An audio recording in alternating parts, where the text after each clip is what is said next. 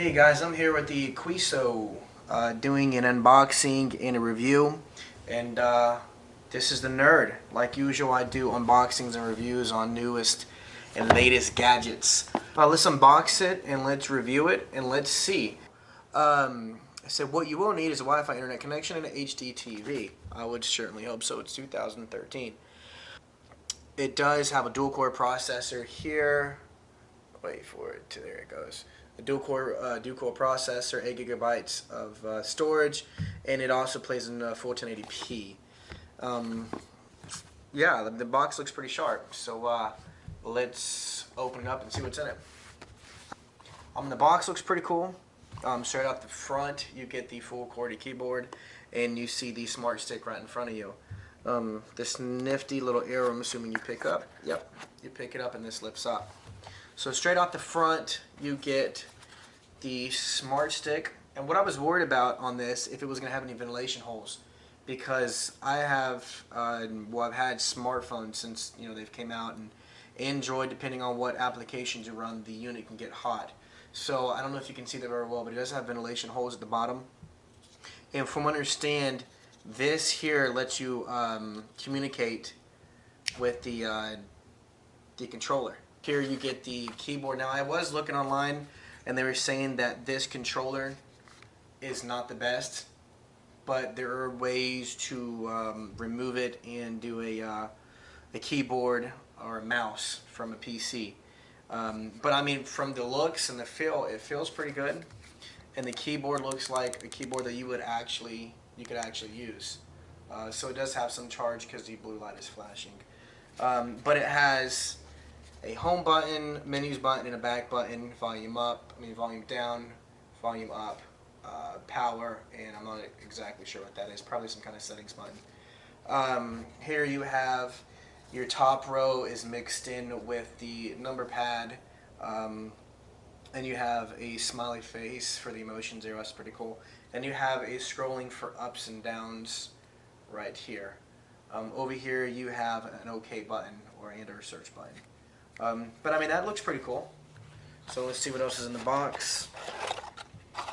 Alright, here is your USB wall charger. So it's USB to micro USB wall charger here. And I didn't see any reviews have a HDMI. I know it said in the box, but not sure. I guess the only thing you would use this for is an extension in case it doesn't fit on the TV, so you could actually bring this down and plug it in somewhere else. And then you got the instructions, which I'm certainly not going to read that.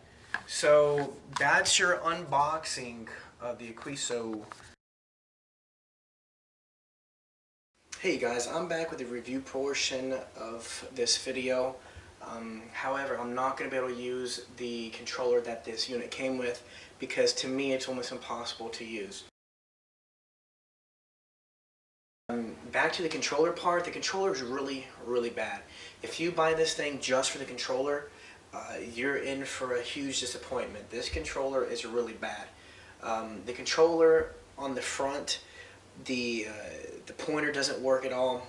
The little wireless adapter that comes with this unit to communicate with the controller doesn't work so well. And the problem with that is when you type on it with the QWERTY keyboard, it actually covers that portion up when you're typing. So your left hand would cover that up while you're typing.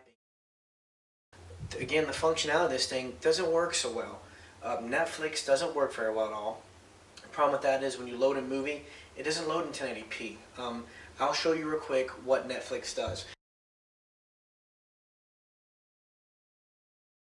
So here it is loaded. Now, when I first loaded this thing, I thought, well, maybe it's not an HDMI, it's not in 1080p. The HDMI 6 is not in 1080p, so I went in there and reset the resolution to 1080p by 1920, the highest resolution this thing does. And however, the movies still look all pixelated and blocky. I installed and downloaded the update that they requested for me to do. And still, nonetheless, it ends up all blocky like this where you almost can't even recognize the movie you're playing. So Netflix is a wash on this thing. If you're using this for a media device, you might as well throw it in the trash or take it back. YouTube loads okay. It looks a little weird. I was watching some stuff on it earlier. This is how it loaded for me. So essentially YouTube loads a whole lot better than Netflix does, surprisingly. The resolution is really nice. So you can see, let's go widescreen with this. So it actually looks relatively good, actually. So this looks really nice. Alright guys, well, you know what? I wouldn't really recommend this device to anybody. As a multimedia device, it's pretty poor. Netflix doesn't load in 1080p. It's actually so pixelated you really can't even see what you're watching at times. The web browser and YouTube is mediocre at best. Facebook looks okay. However, if you're going to use a controller, it's unusable. Really, anything else on here, it's really impossible to use with the controller.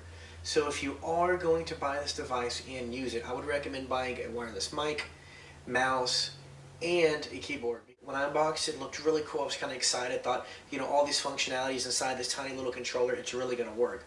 Unfortunately, it didn't deliver on any of the promises. So guys, quality control, whoever passed these devices through, you need to rethink what you're doing here, because it's really, really bad. It was almost so bad that I didn't even want to do the review because I was getting frustrated. So, however, thanks for watching the video, guys. Make sure you subscribe. Check out the Facebook page and the website. Appreciate it, guys. Thanks a lot. See ya.